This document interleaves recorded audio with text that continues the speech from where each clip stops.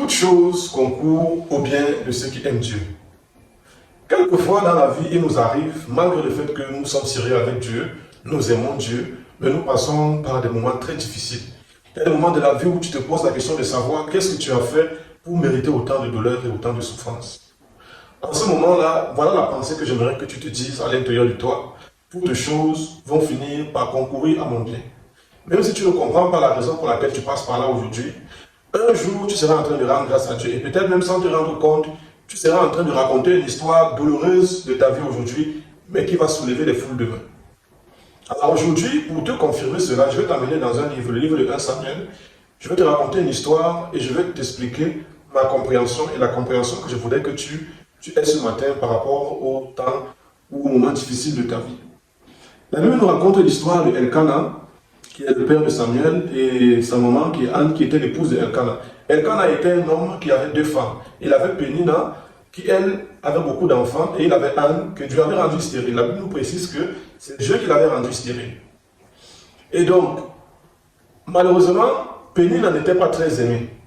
Et elle passait le temps à mortifier sa coépouse Anne, parce qu'elle avait des enfants et Anne n'avait pas des enfants.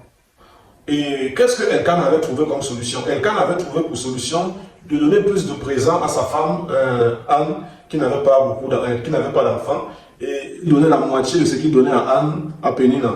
Et cela permettait de consoler Pénina et Anne. Ce qui faisait en sorte que, bon, à un moment donné, quand elle était triste, Elkana venait lui dire, mais écoute, avec tout ce que je fais pour toi, tu ne penses pas que je vaux pour toi mieux que 10 enfants? Et cela finissait par la calmer. Mais un jour, quelque chose s'est passé. On va lire un peu l'histoire et tu vas comprendre pourquoi je t'ai dit que quelquefois il faut que tu sois choqué par des situations humiliées, quelquefois insultées, ou que la vie te donne tellement de coups pour que tu comprennes et que tu te révoltes pour faire de ces épreuves-là un véritable tremplin pour ta vie. Dans le livre de 1 Samuel, je vais lire à partir du verset 4 du chapitre 1. Le verset 4 nous dit, le jour où Elkana offrait son sacrifice, il donnait des portions à Pénina, sa femme, et à tous les fils et à toutes les filles qu'il avait d'elle. Mais il donnait à Anne une portion double, car il aimait Anne, que l'Éternel avait rendue stérile. Sa rivale lui prodiguait des mortifications pour la porter à s'irriter de ce que l'Éternel avait rendu stérile. Et toutes les années, il en était ainsi. Chaque fois qu'Anne montait à la maison de l'Éternel, Pénina la mortifiait de la même manière. Alors elle pleurait et ne mangeait point. Elkana, son mari, lui disait, Anne, pourquoi pleures-tu et ne manges-tu pas? Pourquoi ton cœur est-il attristé? Est-ce que je ne vaux pas pour toi mieux que 10 fils? Anne se leva après que l'on eut mangé et bu à Silo. Le sacrificateur Élie était assis sur un siège, près de l'un des poteaux du temple de l'Éternel, et l'amertume dans l'âme. Elle pria l'Éternel et versa des pleurs. Voici la partie qui m'intéresse le plus ici. Anne avait l'habitude, à chaque fois qu'elle pensait au chagrin du fait de ne pas avoir les enfants, d'être consolée par son mari. Donc quelquefois, c'est bien, en voulant être un bon mari, Elkana gavait sa femme de cadeaux, de belles paroles, toujours en train de la consoler, et ça l'amenait quelquefois à oublier un peu la douleur d'être sans enfant. Mais la Bible nous raconte qu'un jour, il avait l'habitude de le faire chaque année, mais une année, il monte au temple, tout allait bien. Après que les gens eurent bu et mangé, Anne s'est levée après et tout à coup, elle était envahie. Qu'est-ce qui s'est passé?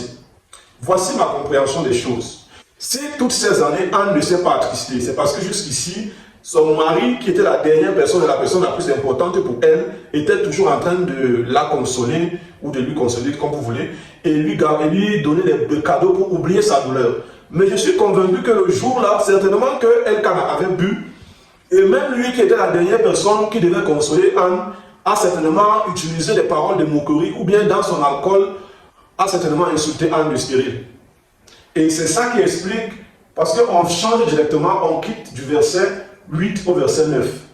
On n'arrive pas à comprendre comment une femme avec son mari qui était toujours dans la joie tranquille, et un beau matin, une belle année se lève avec l'amertume dans l'âme. Non.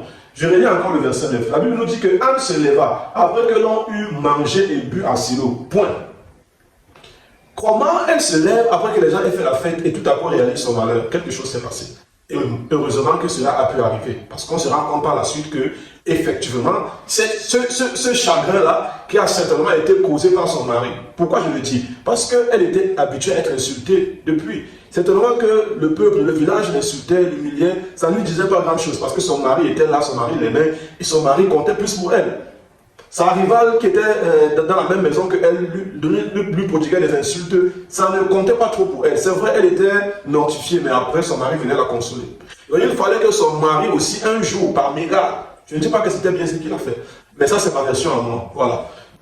Donc, son mari certainement s'est levé un matin, après qu'il ait bu, après la fête, bon, par accident, a certainement utilisé une parole ou un comportement qui l'a frustré, qui l'a fait réaliser qu'en fait, l'homme peut te supporter pendant beaucoup d'années, mais il va arriver un moment où cet homme-là, il peut arrêter de te supporter. Et là, tu vas réaliser que ton destin, c'est avec Dieu que tu dois le conclure. Et elle finit par poser l'acte qu'elle aurait dû poser depuis des années. Qu'est-ce qu'elle a fait?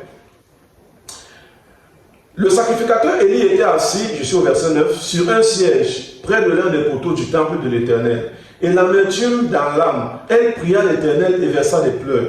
Pour la première fois, Anne va utiliser ses pleurs pour prier sérieusement. C'est-à-dire que la situation l'a assez chagrinée qu'elle va tirer la force de ce chagrin cette fois-ci pour présenter ses larmes à Dieu. Et elle va utiliser des termes très forts qui vont pousser à Dieu de pouvoir exaucer à sa prière.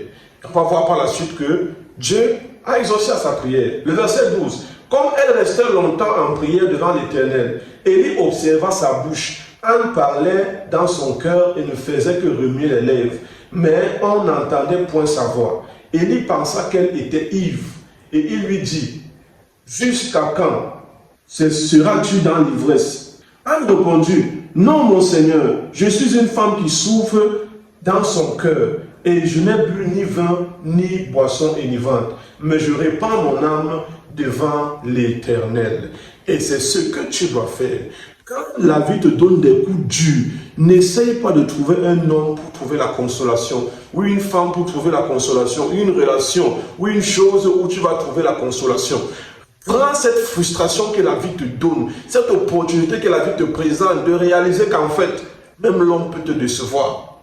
Tourne-toi vers Dieu, répands ton cœur sincèrement devant Dieu, verse ces larmes-là devant Dieu. Et c'est ce que Dieu attend de toi depuis. La Bible nous dit, au jour du malheur, réfléchis. Dieu a créé l'un comme l'autre pour que nous puissions réaliser que nous sommes passagers sur la terre et nous donner de la sagesse. Et quelquefois, quand Dieu veut nous interpeller, il nous fait passer par des moments difficiles. Parce que les moments heureux nous éloignent de Dieu. Ça, c'est ce que nous voyons au quotidien. Quelqu'un était sérieux là, il était engagé à aimer Dieu. Dès qu'il a un bon boulot, il se désintéresse de Dieu. Dès qu'il a un bon mariage, il se désintéresse de Dieu. Et donc, l'épreuve, en fait, quand on le comprend bien, concourt toujours à notre bien. Souviens-toi que cette histoire douloureuse que tu traverses aujourd'hui, demain tu la raconteras devant des milliers de personnes. Et tu vas soulever des foules. La gloire reviendra à toi. C'est toi qu'on va acclamer. C'est toi qu'on va célébrer. Alors accepte de payer le prix aujourd'hui. Au lieu de trouver la consolation auprès des hommes ou auprès des choses, trouve ta consolation auprès de Dieu. Et attends-toi sérieusement à Dieu. Sois fortifié. Je prie que Dieu te bénisse abondamment. Au nom de Jésus. Amen.